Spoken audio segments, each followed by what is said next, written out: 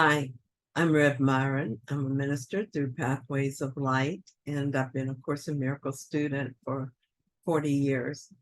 Going through the text again this year, asking Jesus for clarity, and then I write from that clarity. And that's what I'm sharing with you today. So let's get started. So we're reading from A Course in Miracles, Chapter 6, Section 4, The Only Answer. And today we're reading paragraph 3. You cannot understand the conflict until you fully understand the basic fact that the ego cannot know anything. The Holy Spirit does not speak first, but he always answers.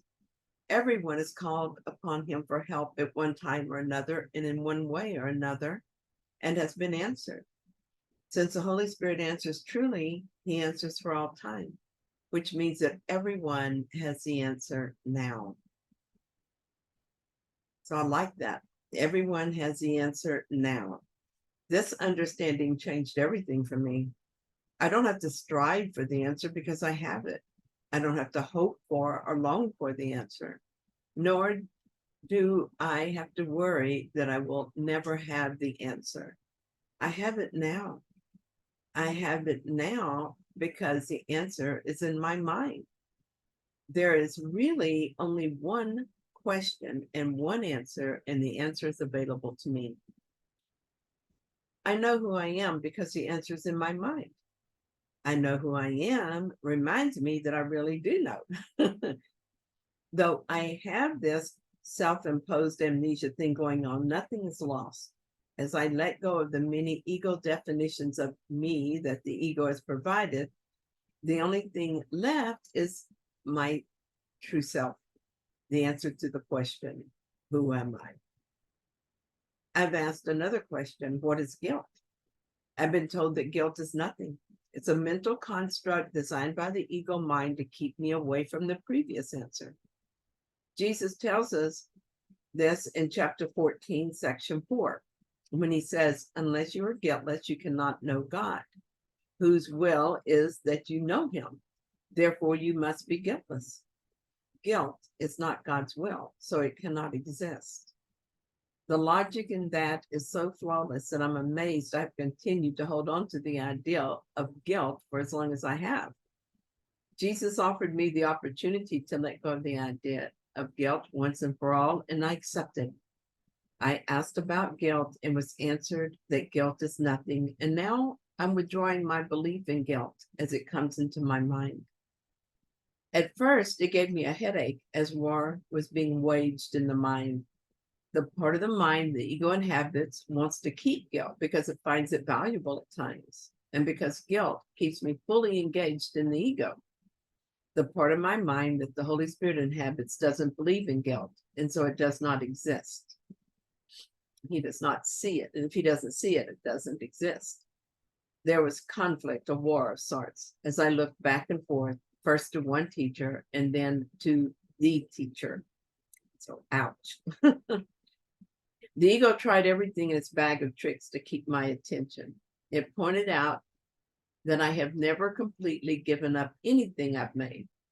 I gave up the belief in pain sometimes. I gave up grievances sometimes. The ego said I could not ever give up guilt altogether. I wasn't ready. I needed to practice more, to keep working on little guilty thoughts, giving them up one at a time.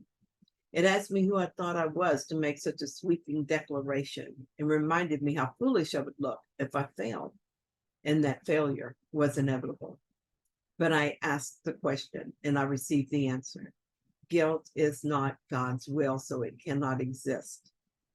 Every time I had a thought pointing to guilt in any small or large way, I remembered the answer. For instance, I texted my grandson and asked him for directions to the party we were both attending. He texted me back the name of the park. Well, I already knew that. I was annoyed that he wasn't more helpful. Because I decided to let go of my belief in guilt, I recognized this thought for what it was. Could my grandson be guilty?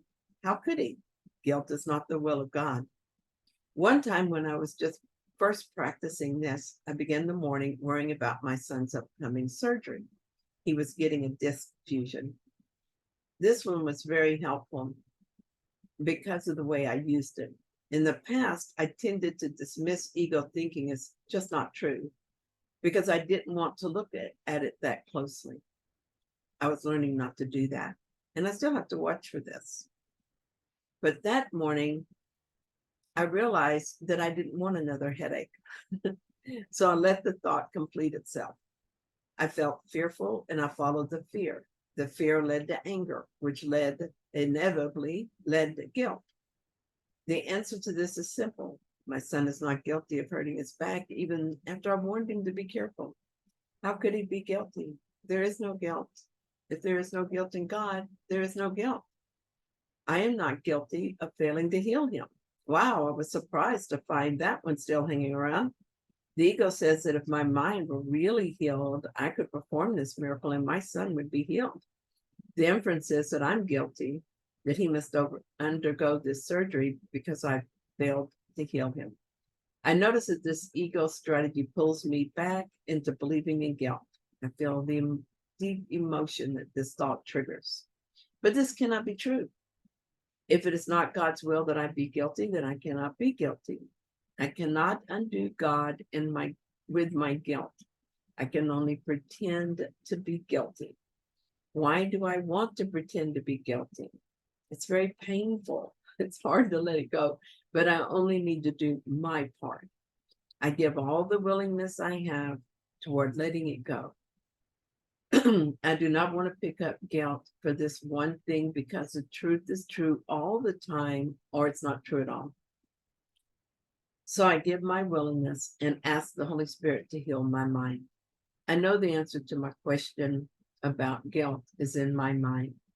As I notice these beliefs in guilt and let them go, I uncover the answer. There is only God in my mind, and God is love, not guilt. You know, the Holy Spirit speaks to us all through the day. And if you would like to more clearly access this inner wisdom, Pathways of Light offers a free downloadable course, as well as a free teleconference group. To learn more, you can, if you're on my website reading, you can click, have a place to click. And if you're just listening on YouTube, I will put that link in the comments. By the way, I've taken that course, done that course with somebody else, although it's really made to be done alone, but I did it with someone else. She and I did it together, and I found it very helpful. All right. Thanks so much for being here, for listening to my reading of this contemplation of the text. If you found it helpful, then please like it. And if you haven't yet, please subscribe. Oh, and thanks for those who subscribed yesterday and today. Hey, I'll be back probably tomorrow. See you then.